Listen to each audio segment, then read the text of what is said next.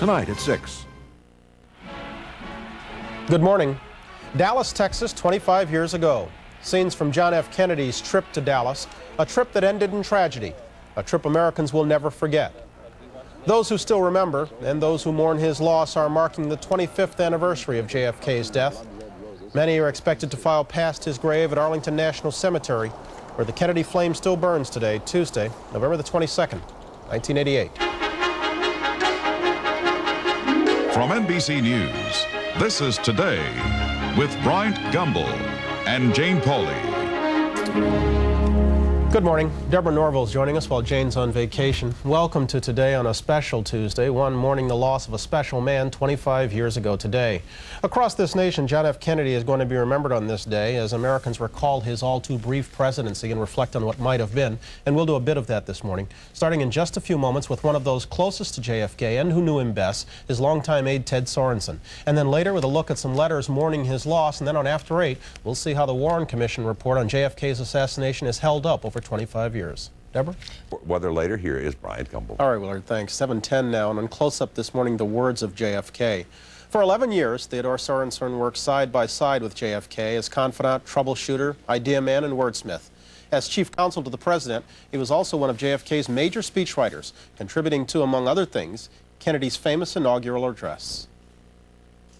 I do not believe that any of us would exchange places with any other people or any other generation.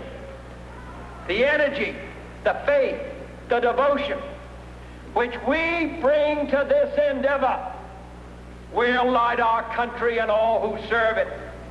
And so, my fellow Americans, ask not what your country can do for you, ask what you can do for your country. Theodore Sorensen has collected some of JFK's most important speeches and writings in a book entitled Let the Word Go Forth. Good morning, Mr. Sorensen. Good morning, Brian. Let me clarify something off the top. How much of his speeches did JFK write himself? Particularly that one. JFK was the author of all of his speeches in the sense that he made the decisions that were reflected in the speeches. They were his policies. He took the credit or the blame depending upon how they went over with his audiences. He didn't pretend that he had time to write every word, and it was known that that was one of my duties to assist him.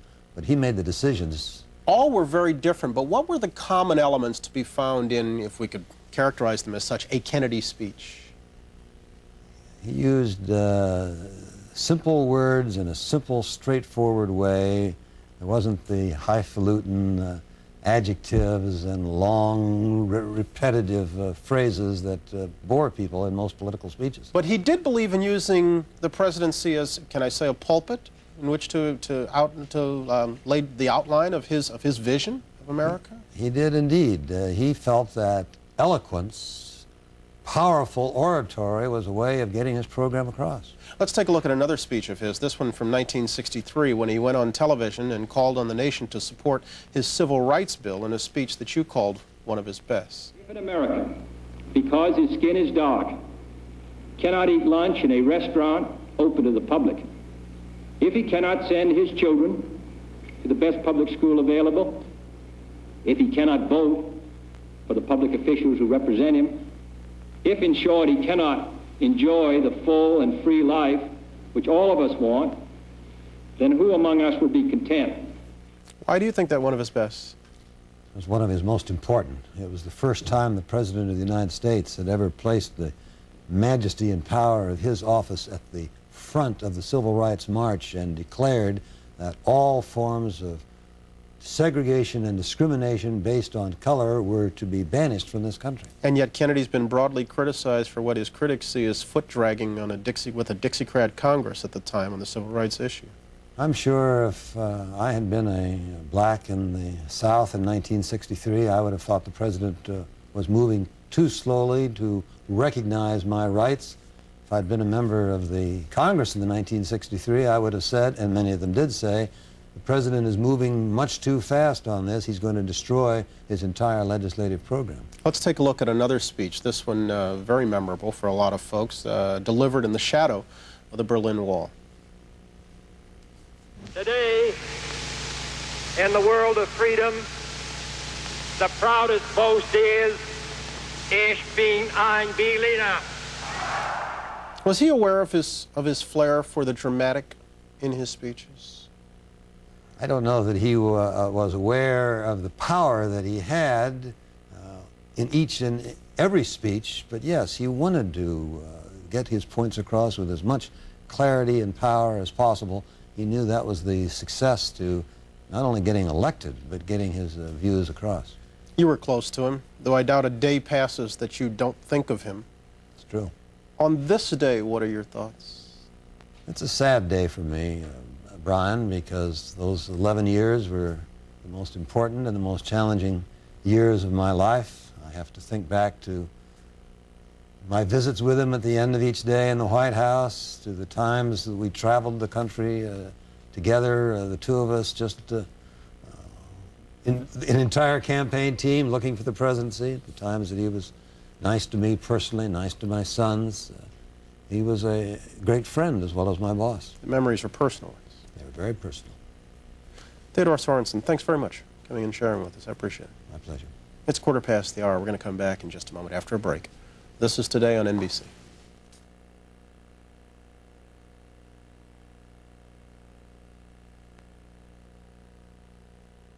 Back now at 8 o'clock on a Tuesday morning, 22nd morning of November of '88.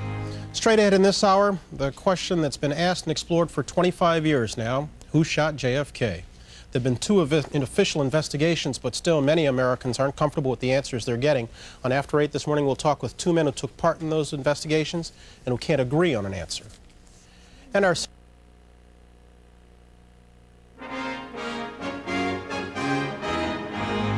On After 8 this morning, the Warren Commission report 25 years later. 5 days after the assassination of JFK, Chief Justice Earl Warren was appointed chairman of a Blue Ribbon Fact-Finding Commission empowered to investigate the shooting in Dallas. The commission focused on, among other things, Lee Harvey Oswald. Well, I hope, above all else, it can set to rest many of the questions and many of the rumors that have been rampant since that fateful day about the circumstances and about the individual most concerned about the background of Oswald, the circumstances surrounding him, whether or not he was acting by himself or in concert with others. After a year of investigation, the Warren Commission concluded that Lee Harvey Oswald, acting alone, fired 3 shots from the Texas School Book Depository, 2 of which struck Kennedy from behind. And that Jack Ruby, also acting alone, killed Oswald out of the overwhelming sadness he felt for the Kennedy family. 15 years later, in 1979, after 2.5 years of research, the House Select Committee on Assassinations agreed with the conclusions, but went one step further. On the basis of acoustical evidence, the House Committee concluded that a 4th shot was fired at the motorcade. It appears that with a probability of 95% or better, there was indeed a shot fired from the grassy knoll. Robert Blakey was chief counsel to the House Select Committee on Assassinations. He's presently a professor at Notre Dame University. In the simplest of terms, what's the basis for citing a 4th shot? 2 things. The testimony of witnesses in the plaza. There are approximately 20 witnesses in the plaza who said a shot was fired from the grassy knoll. There were at least 4 witnesses, including an FBI agent, a Secret Service agent, a Dallas policeman, and Abraham Zapruder himself, who differentiated shots from 2 directions. That plus the acoustics, which are today not as in good a shape as they were 10 years ago, say that there were 2 shooters in the plaza. Do you doubt the Warren Commission acted in good faith? No. I think they absolutely conducted a fair and honest investigation to the best of their ability. Unfortunately, the final report was written largely as a brief in behalf of their own position. So when the critics got in and found out that there was contradictory evidence, the brief character of the report undermined their basic judgments. David Bellin was counsel to the Warren Commission. He is the author of Final Disclosure, subtitled The Full Truth About the Assassination of President Kennedy. How's the idea of a 4th shot strike you? There was no 4th shot. The physical evidence shows there was no 4th shot. The evidence upon which the 4th shot is supposedly based has been really disproven by a subsequent investigation by the Committee on Ballistic Acoustics of the National Research Council. They not only found there was no scientific basis for a 4th shot, but they found the point at which the 4th shot supposedly occurred was 1 minute after the assassination, and there are a lot of physical attributes which would prove there was no forced shot. Now, the only place that people saw a gunman actually fire was in the school book depository building, 6th floor window. There are witnesses, as Professor Blakey suggests, who thought they heard shots from different portions of the territory because of the reverberation effect of a plaza surrounded by high buildings, but in truth there is no physical evidence supporting a fourth shot. I ask you both, why to this day do you think a good number of Americans continue to speculate about conspiracy and continue to doubt the findings of the Warren Commission report? My answer is that part of it is the kind of books that they've had to read. The books that they've had to read have been a marshaling of evidence in behalf of one thesis and a failure to deal with the alternative evidence. That's number one. And number two is I don't think most people have actually read the primary documents, the stuff that David worked on or that I worked on. And three, I think a lot of people can't accept, I mean, even if it were true, can't accept the fact that a man like John Kennedy could be brought down by, just one guy. Well, by a man like Lee Harvey Oswald. I think I would concur in part with what Bob Blakey says. I think there's another reason also. Every trial lawyer knows that when you have a sudden event with 2 or more witnesses, you're going to get 2 or more different stories. And if you want to pick and choose a snippet here and a snippet there, you can come up with a plausible theory that to the uneducated person might seem correct, although it's wrong. Now, actually, there are most areas, except for the acoustical evidence and except for the conclusion that Jack Ruby may have been conspiratorially involved, Bob Blakey and I agree, and principally the so-called single bullet theory that the bullet that passed through President Kennedy's neck that first struck him struck Governor Connally behind him. But what you will find is on the panel shows and these other books that Bob Blakey refers to, out of 20 doctors who examined these autopsy photographs and x-rays, 19 of whom say conclusively all of the shots came from the rear. The person that's picked to be on television is the 20th, the man who will, I say everyone is out of step but John. And so when you have that kind of a situation, you can understand why people are misled. You people need controversy, and that's part of the problem. When you say you people, you're talking about TV people. The media. In general. You need controversy and you need balance. So what happens is you'll present the quote, the official position, and then you'll give an alternative. And by giving it the way you do, it appears to be an equipoise. And people then choose based on their preconceptions rather than the evidence. I'm not going to scold, but I wish you wouldn't so loosely use the term you. If you could have, you lived with this, you studied it, what one question is still unanswered? The acoustics. To your mind? The answer is the acoustics need additional study.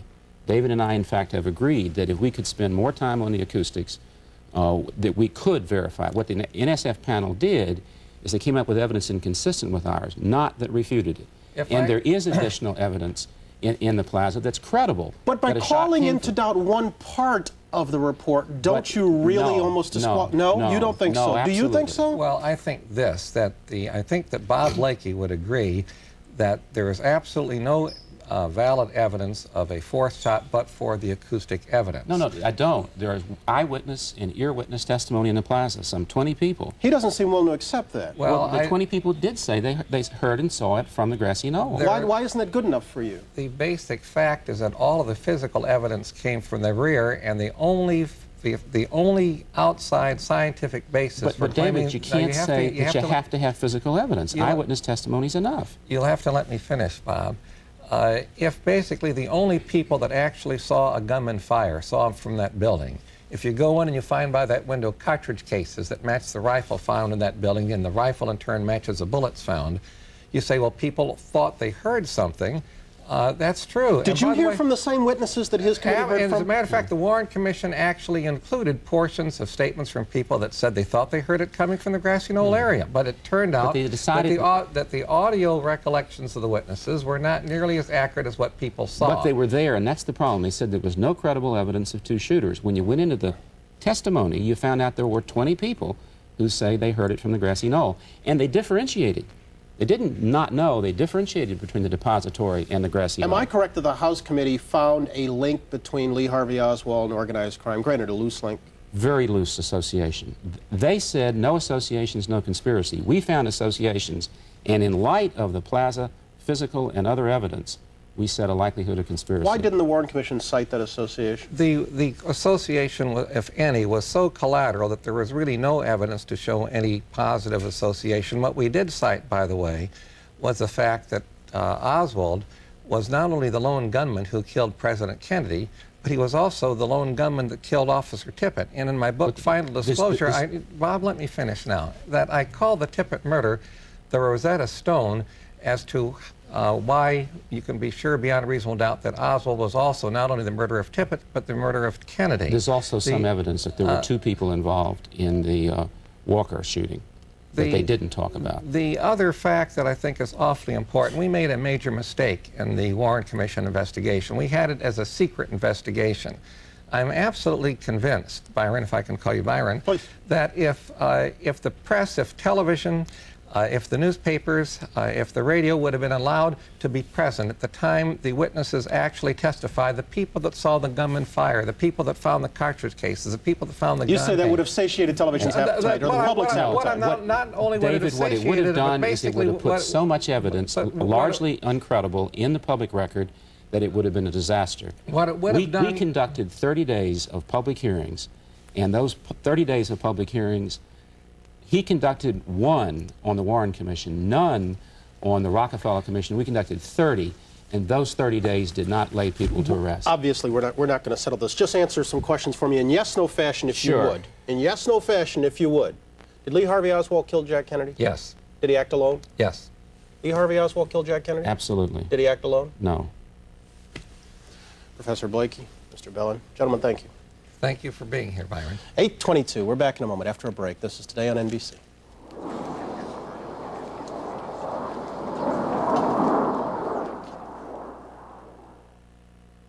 When President Kennedy was killed, more than 1 million Americans wrote and sent letters to the fallen president's widow and her family.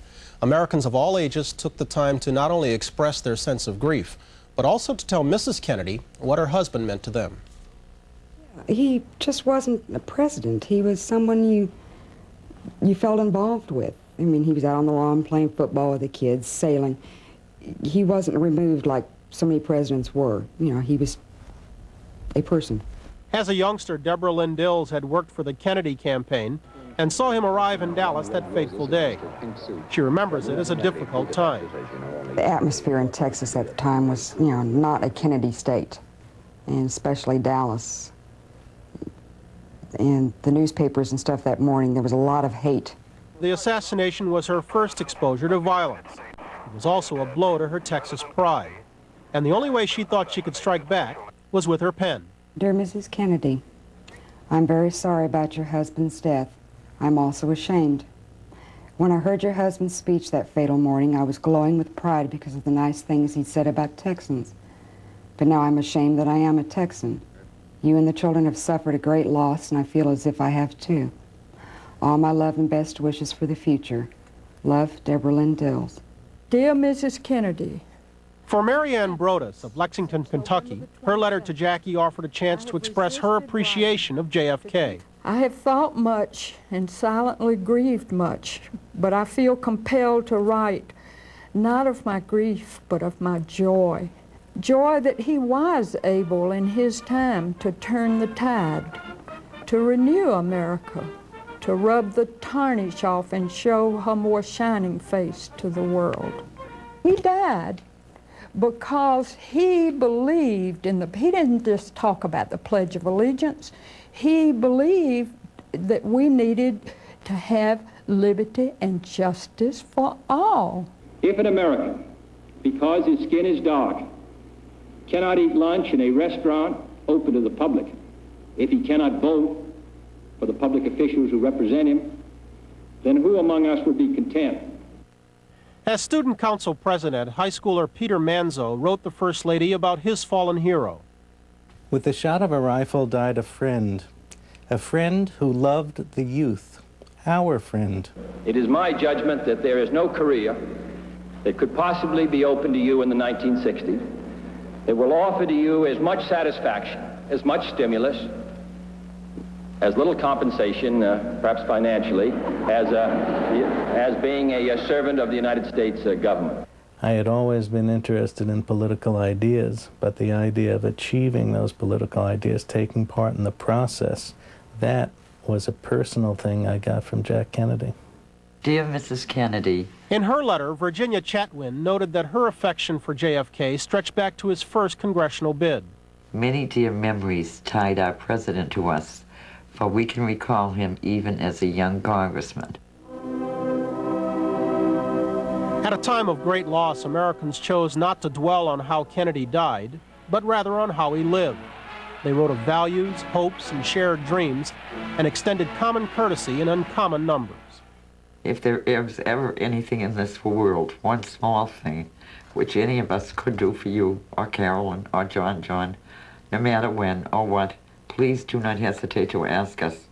With deep sorrow and affection, Mrs. James Chetwynd.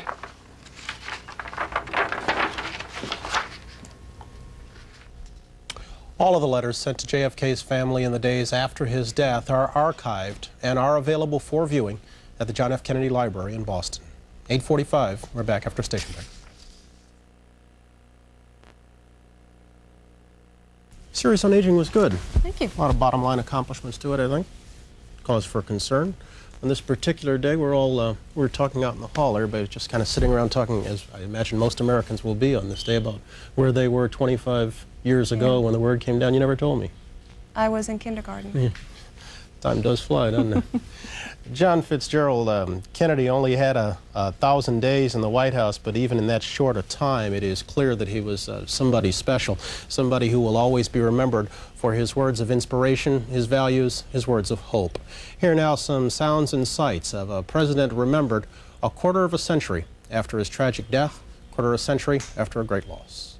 Let the word go forth from this time and place to friend and foe alike that the torch has been passed to a new generation of Americans born in this century, tempered by war, disciplined by a hard and bitter peace, proud of our ancient heritage, and unwilling to witness or permit the slow undoing of those human rights to which this nation has always been committed and to which we are committed today at home and around the world.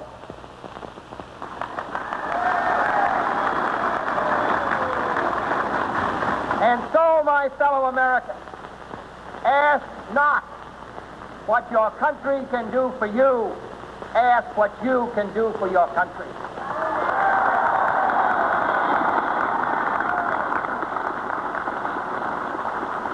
With a good conscience, our only sure reward, with history the final judge of our deeds, let us go forth to lead the land we love, asking his blessing and his help, but knowing that here on earth, God's work must truly be our own.